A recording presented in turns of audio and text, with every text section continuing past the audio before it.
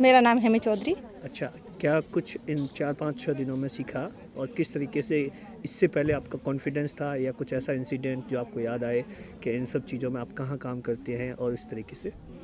हालांकि मुझे पहले से ही कॉन्फिडेंस है, लेकिन मैंने यहाँ आने के बाद बहुत कुछ सीखा। अब मुझे पूरा कॉन्फिडेंस है, यदि मेरे साथ कभी भी ऐसी कोई अनहोनी घटना हो गई तो मैं उसे पूरा तरीके से मात दे दूंगी। यहाँ क्या क्या सिखाया गया आपको, किस तरीके से ट्रेनिंग होती थी? हमें यहाँ पर जुड़े के सारे टेक्निक सिखाई गई अभी।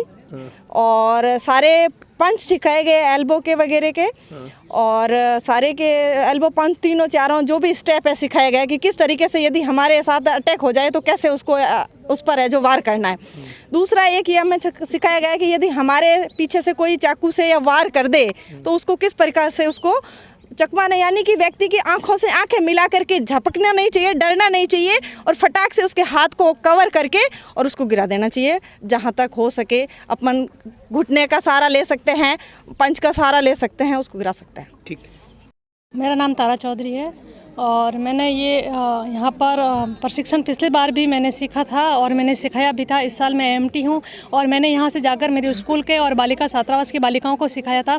तो एक बार क्या है कि स्कूल से बच्चियों को छेड़ने के लिए कुछ लड़के आए थे, तो उन्होंने इसी प्रशिक्षण के आधार पर उनको मात दी थी। हमको बहुत अच्छा लगा था कि यही प्रशिक्षण जब हम सीख कर जाते हैं स्कूल में या किसी और जगह, जब बालिकाओं को बताया जाता है तो बालिका इसका बिल्कुल ही उसी तरीके से करती है जिस तरीके से हम सिखाकर उनको आगे बढ़ाते हैं। फिजिकल टीचर्स बिल्कुल बहुत ज़रूरी है। मुझे ही देख लो, मैं एक फ़िज़िकल टीचर भी हूँ और बालिका छात्रावास भी चलाती हूँ और स्कूल में भी जाकर बालिकाओं को सिखाती हूँ। बिल्कुल बहुत अच्छा इसमें लगता है। एक फ़िज़िकल टीचर के लिए ज़रूरी है, इनके साथ में और भी स्कूल के टीचर हैं उनको लिए भी ये भी बहुत ज़रूरी है। ठीक है।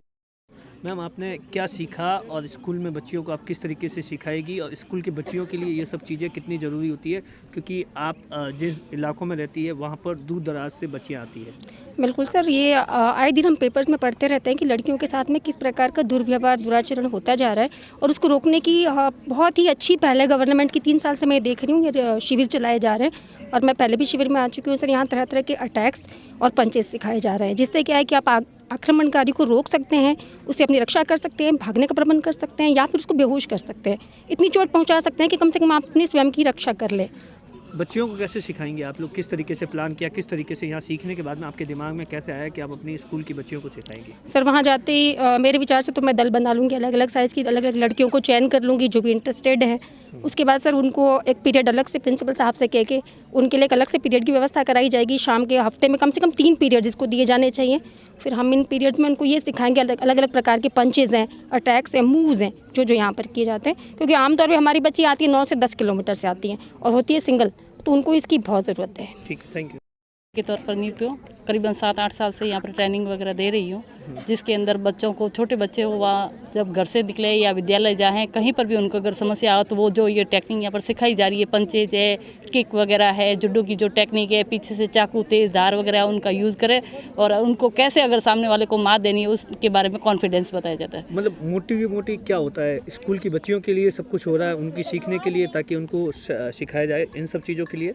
जी, स्कूल में बच्चों को जब ये सिखाया जाता है, बाकी तो हर जगह ये ट्रेनिंग कहाँ पर इकट्ठी करके दे सकते हैं, ये इतना पॉसिबल है नहीं। तो कम से कम विद्यालय स्तर से अगर बच्चे को शुरू कर दी जाए तो वो अपना इसका उपयोग करके आगे बढ़ सकती है। ठीक सर, आपका नाम और डेजिनेशन? मैं भमराराम चौधरी, हाँ। अतिरिक्त मुख्य ब्लॉक शिक्षा अधिकारी बाड़मेर। हाँ। और इस कैंप में प्रभारी के रूप में काम देख रहा हूँ। ये 17 तारीख से कैंप प्रारंभ हुआ था और ये 22 तारीख को आज समाप्त होने जा रहा है और इसमें 249 संभागी भाग ले रहे हैं।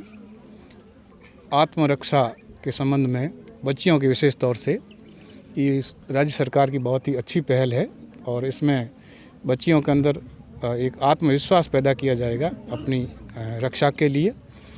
ये जो ट्रेंड टीचर होकर के विद्यालयों में जाएंगे, ये बाद में बच्चियों को ये सारे गुर सिखाएंगे।